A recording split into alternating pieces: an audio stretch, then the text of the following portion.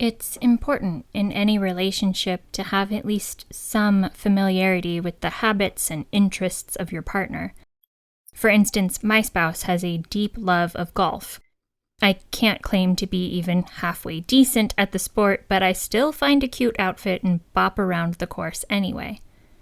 Instagram suggests funny golf reels that I share with him in a self-perpetuating algorithm cycle.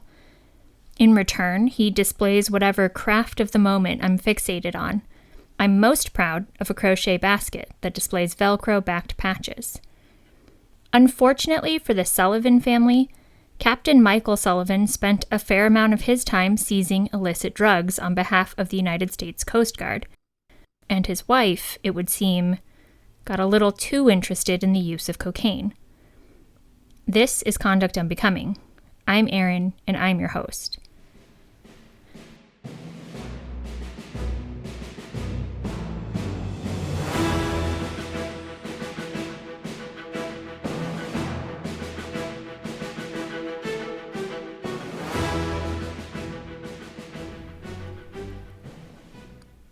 Captain Michael Sullivan served for 26 years in the Coast Guard, rising to the level of 06. He'd commanded various vessels over the course of his career and worked day in and day out to both protect the sea and protect from the sea, rescuing mariners in distress. The Coast Guard is a small but mighty armed service. There are approximately 43,000 coasties who serve active duty within the United States. The active duty Coast Guard do outnumber the NYC Police Department, but only by a bit. The Coast Guard is the only armed service that doesn't fall under the Department of Defense. They fall under the Department of Homeland Security. All of the Coast Guard bases are within the United States, which I think makes the Department of Homeland Security umbrella make sense. The Coast Guard in function and in geographic presence is a bit more similar to the U.S. Customs and Border Patrol than it is to the other armed services. Anyway, back to our protagonist. After more than a quarter century in the Coast Guard, Captain Sullivan failed a random urinalysis test. He popped positive for cocaine in June 2008. Cocaine typically metabolizes at a rate where it would stay in the urine for up to 3 days. But a heavy user can test positive by urinalysis for up to 2 weeks. Not to rely on only one test because, wow, what were the odds that someone with 26 years of experience used cocaine and they just happened to time the test right, the Coast Guard also performed a test of Sullivan's hair. Like the rings of a tree, hair keeps a history of drug use that dates back further than just urine. Your hair really is full of secrets. I won't offer any outlandish theories about why there are so many bald men in the military. That hair sample also confirmed the presence and use of cocaine. And I want to note something, Legal Beagles. There are actual legitimate medical applications for cocaine. There are times when the ingestion of cocaine wouldn't be considered wrongful. It's a powerful anesthetic and vasoconstricting agent unmatched by any other single drug. If a service member is administered cocaine during their course of receiving medical treatment, their medical record reflects that, and they receive a medical chit, an exemption of sorts. If they were to test positive for cocaine after the prescribed controlled treatment at a hospital, and within the window of metabolism, they wouldn't be charged for the wrongful use of cocaine. But that's not where Sullivan was. In defense, Sullivan offered that it wasn't that he was doing cocaine. It's that his wife was using so much cocaine that he'd innocently ingested it. Friends, when we were overseas, people told me all the time that if we were going to travel and rent a car, I should put it in my name. I was subject only to international law, while my spouse was subject to international law and military law. But never in my wildest dreams would I have imagined a defense like this for illicit drug use. I'm sure we've all heard about meth labs and how every surface is contaminated because of the process of cooking the meth. But exactly how much cocaine does someone have to do in a home for people to innocently ingest it and test positive for it? I'm neither a scientist nor an expert on drug usage, so I don't actually need to answer those questions. But to prove up his defense, Sullivan had a lab test the rest of his family's hair. His wife's hair tested positive for cocaine at a high level. One daughter tested positive at a low level, and the other tested negative. In one of his briefs, Sullivan indicates that, like his daughter, his hair tested at a low level. He later tried to attack the results of the hair test, but that felt kind of funky to me. It seems like if he's relying on the results of hair tests to establish a defense and draw this comparison between Sullivan and his daughter as hapless victims of cocaine residue, the hair tests would actually be vital. Sullivan pleaded not guilty to specifications of wrongful cocaine use and conduct unbecoming an officer and a gentleman. This is before the Uniform Code of Military Justice learned that gentleman wasn't gender neutral. Sullivan endured a contested court-martial on Coast Guard Island in Alameda, presided over by a judge that he and his wife used to socialize with when they were all junior officers in the Coast Guard. They'd been stationed at the same Coast Guard facility, but had lost touch when they PCS'd. Nevertheless, I imagine this was still deeply uncomfortable and awkward. To bolster his defense, Sullivan's wife testified. She talked about how she acquired cocaine, including finding her dealer. Then she set about explaining how there was cocaine residue in the areas of the home that Sullivan used. She testified that she bought powder cocaine, described the equipment she used to ingest cocaine, where she stored this drug paraphernalia, and where in the house she consumed the cocaine. Sullivan's defense was built around the idea that he innocently and unwittingly ingested cocaine, so his wife's testimony was critical for setting that scene. And perhaps I didn't pay enough attention during DARE presentations as a child, but how much paraphernalia could there possibly be? In rebuttal, the Coast Guard put on testimony from a senior Contra Costa County District Attorney investigator, an expert in street-level narcotics.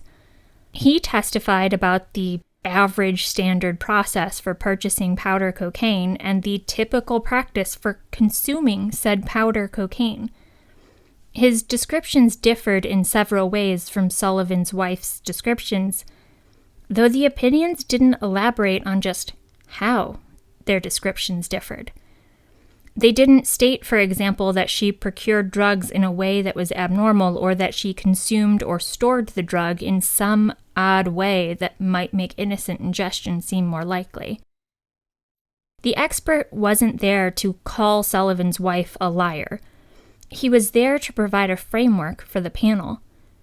He testified to how the average cocaine consumer behaves, how they buy their drugs, consume their drugs, and maybe store or hide their drugs. He testified that there were outliers, of course, but that he was there to describe the average. This gave the panel a sense of what to compare Sullivan's wife's usage to. The panel, presumably, were not average cocaine users themselves and needed this framework to consider Sullivan's wife's testimony. I wish I had quick access to the record of trial because I find this evidence really intriguing, but I have a day job I love and Freedom of Information Act requests take time. I do suppose, however, that it kind of makes sense to not detail the testimony the investigator offered. It would be a how-to guide for purchasing drugs in Alameda, and maybe that was not the wisest thing to commit to legal writing. Sullivan's defense counsel objected to the investigator's testimony, explaining that Coast Guard officers, each serving as law enforcement officers, didn't need additional education about the procurement and use of drugs. The Coasties already know where drugs come from. In fact, so far this fiscal year, the fiscal year 2023, the Coast Guard has already seized 77,300 pounds of cocaine, or about 38 tons. But seizing drugs and buying drugs are very different. And I suspect the testimony from the expert provided a lot of context that the panel didn't have on their own. After 3 days of deliberation, a panel of his peers acquitted Sullivan on the charge of conduct unbecoming an officer and a gentleman, but convicted him of wrongfully ingesting cocaine. They sentenced him to a fine of $5,000 and a reprimand. They didn't kick him out of the Coast Guard, they just ensured he wouldn't realistically be able to promote further.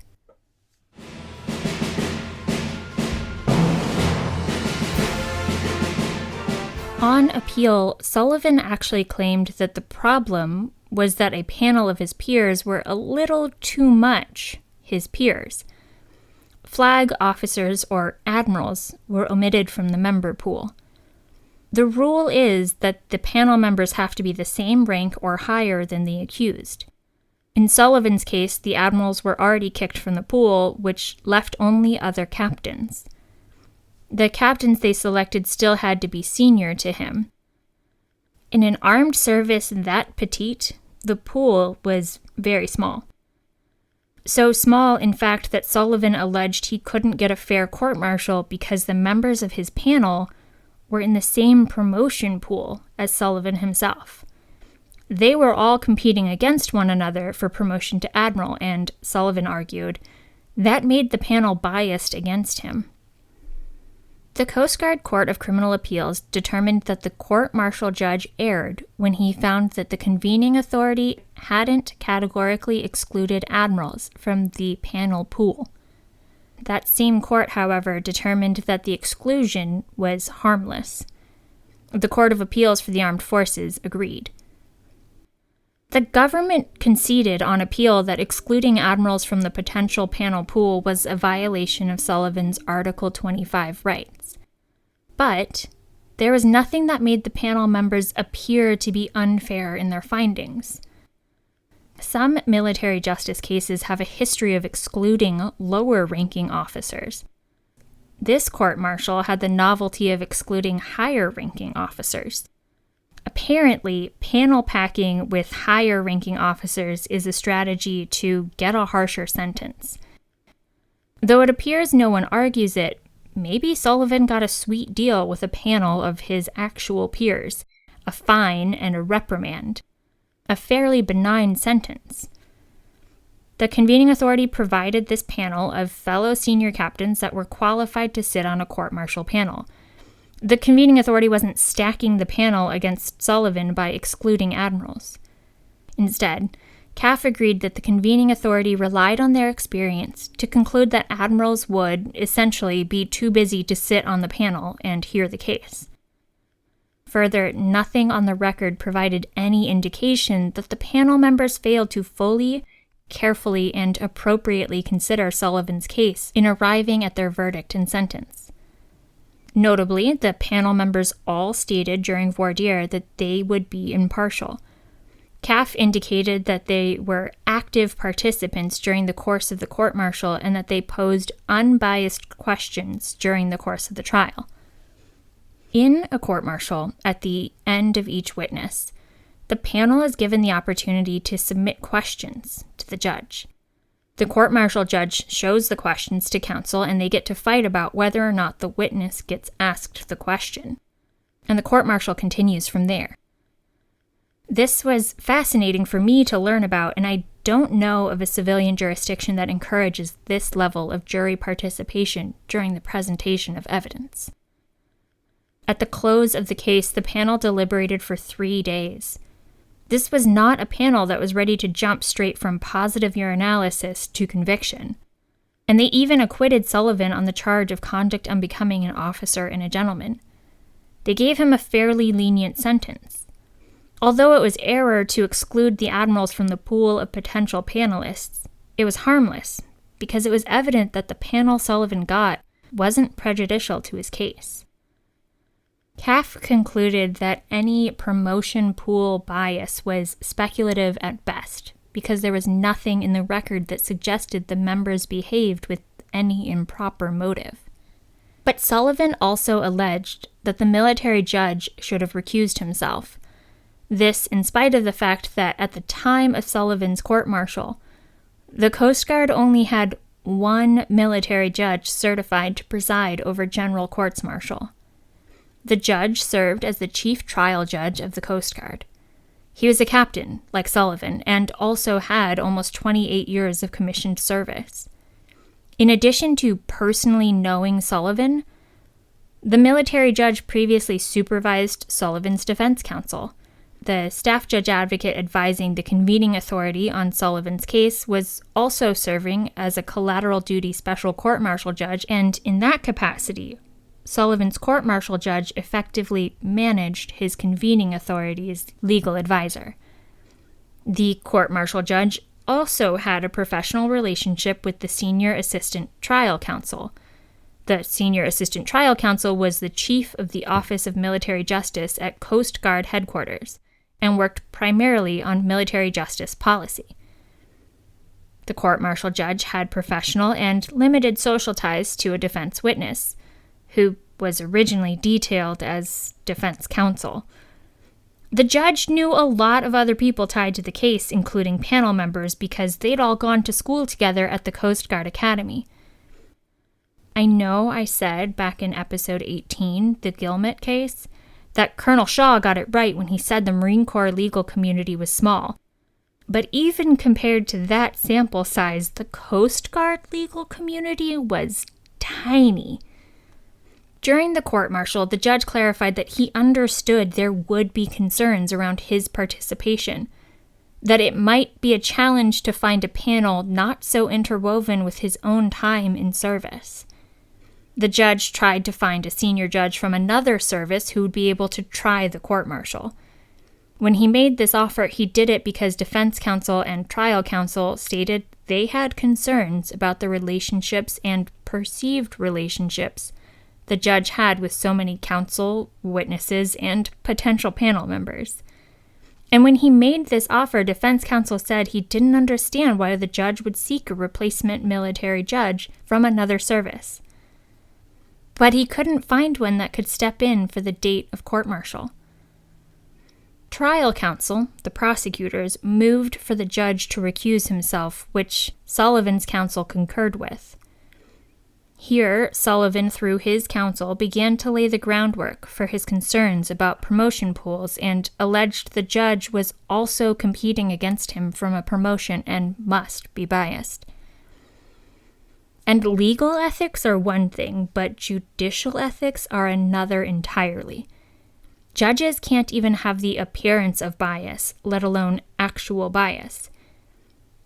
To be clear and fair, even on appeal, Sullivan didn't claim that the judge was actually biased.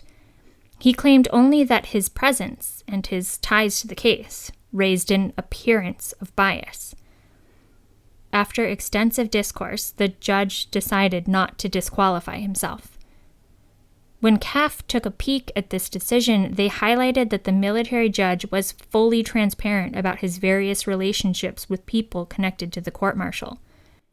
And he even noted that he had more significant ties to the defense than he had to trial counsel. But having relationships with participants in a court-martial doesn't necessarily require judicial disqualification. When CAF tackled this issue of the appearance of bias, they applied an objective standard. They asked whether a reasonable person, knowing all the circumstances and this complicated web of connections, would conclude that the judge's impartiality might reasonably be questioned. They had agreed with the judge's initial assessment that yes, it would be most prudent for him to step aside, but that he hadn't abused his discretion when he failed to disqualify himself. He'd stated on the record that none of his various associations would influence any of his decisions. There was no inappropriate influence of the panel, and there was no appearance of bias with his rulings on the pretrial motions. CAF concluded that there was no actual bias or any apparent bias. even though Sullivan and his court-martial judge were, at least nominally, competing against each other, competing against one another for promotion to admiral. As a judge advocate, though, the judge was competing against other judge advocates, not Sullivan. What they couldn't know at court-martial and what could only become evident in the years that followed is that each of the panel members, the captain selected to sit in judgment of Sullivan and a bevy of hair samples, retired at the rank of captain. Though they may have all been theoretically in competition, none of them promoted to admiral. Sullivan later petitioned the Supreme Court for cert, which was denied. Thank you for listening. If you enjoyed today's episode, please share it.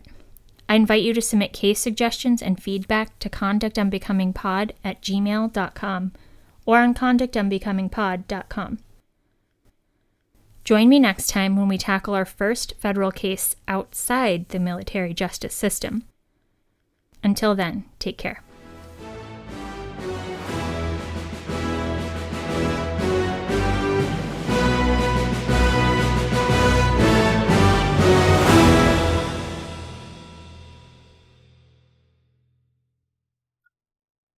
Conduct Unbecoming is a podcast where I get to talk about interesting crimes and cases that involve U.S. military service members.